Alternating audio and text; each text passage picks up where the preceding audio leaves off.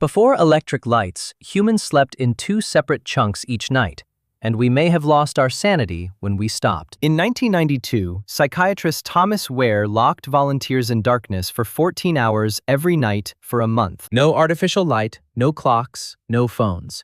Just darkness from 6 p.m. to 8 a.m. What happened next shattered everything we thought we knew about human sleep. After 2 weeks, every single volunteer developed the same bizarre sleep pattern. They would fall asleep around 9 p.m., wake up at midnight feeling completely refreshed, then sleep again until dawn. This wasn't insomnia or a sleep disorder.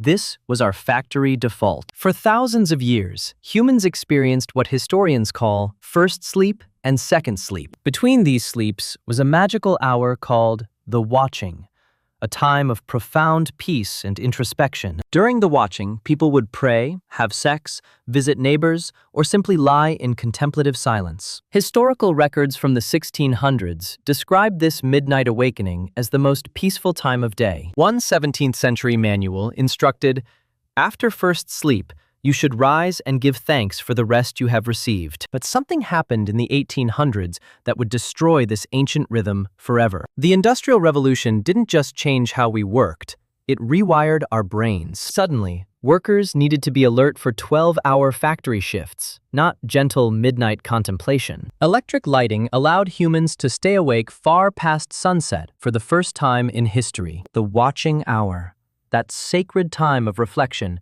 became an inconvenience to be eliminated. By 1920, sleep researchers were recommending humans compress their natural 8 hours into one continuous block. They had no idea what they were doing to the human mind. Modern humans now get 6.8 hours of sleep per night, 2 hours less than our ancestors. But the real damage isn't from less sleep, it's from unnatural sleep. When Ware's volunteers returned to artificial lighting, their split sleep pattern vanished within days, but something disturbing remained. They reported feeling disconnected from themselves. The watching hour wasn't just rest. It was when humans processed the day's emotions and experiences. Without this natural break, our minds became psychological pressure cookers. Sleep researcher Dr. Roger Kirch spent 16 years studying historical sleep patterns across cultures. He found references to segmented sleep in literature from Homer to Dickens, spanning 3,000 years. First sleep and second sleep weren't historical curiosities. They were biological necessities. Your brain still expects that midnight awakening. When it doesn't come, chaos ensues. Modern insomnia often follows the exact pattern of natural segmented sleep. People wake up at 1 a.m. feeling alert and call it a sleep disorder. Their ancestors called it Tuesday. The pharmaceutical industry has convinced us that any nighttime awakening is pathological, but our biology is simply trying to return to its default state. During the watching hour, human growth hormone peaked, memories consolidated, and creativity flourished. Many breakthrough discoveries were made during these quiet midnight hours. But we traded this biological gift for the illusion of efficiency. The watching hour was when humans felt most connected to something larger than themselves. Modern meditation and mindfulness practices are desperate attempts to recreate what we lost. Without natural sleep segmentation, humans developed what researchers call continuous consciousness syndrome. We became the first species to experience uninterrupted awareness for 16+ hours daily. The human mind wasn't designed for this relentless mental marathon. Depression rates in developed countries are 10 times higher than in pre-industrial societies. Anxiety disorders affect 40 million Americans,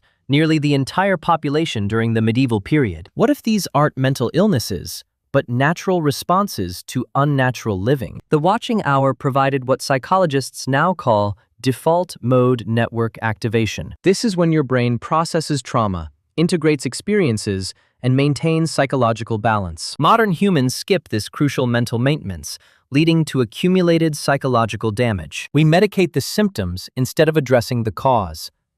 Sleep deprivation isn't about quantity, it's about rhythm, segmentation, and the lost art of midnight consciousness. Some modern humans are accidentally rediscovering segmented sleep during power outages and camping trips. They report the same experience as Ware's volunteers: profound peace and mental clarity. A growing number of sleep rebels are deliberately returning to ancestral patterns. They dim lights after sunset, allow natural awakenings, and embrace the watching hour. The results are remarkable. Reduced anxiety, increased creativity, and deeper emotional processing. But most humans remain trapped in the industrial sleep cycle, unaware of what they've lost. We've forgotten that darkness isn't the enemy. It's the canvas for human consciousness. The watching hour was when humans felt most alive, most connected to their deeper selves. We traded this for Instagram scrolling and Netflix binges. But your DNA remembers. Your circadian rhythms remember. Your soul remembers. Every night, your body tries to wake you at midnight. Every night, you fight it.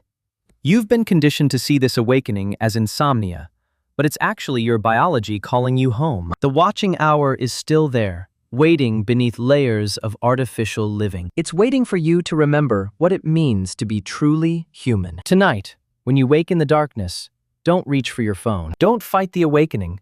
Don't medicate it away. Sit in the darkness. Feel your thoughts settle.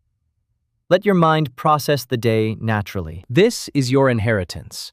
Thousands of years of human wisdom encoded in your sleep. But every generation that ignores this calling loses more of their humanity. Every child raised on artificial light and compressed sleep is born further from their true nature. The watching hour isn't just about sleep. It's about remembering what we lost when we decided we could outsmart 4 billion years of evolution, and wondering if we're brave enough to find our way back to being human again.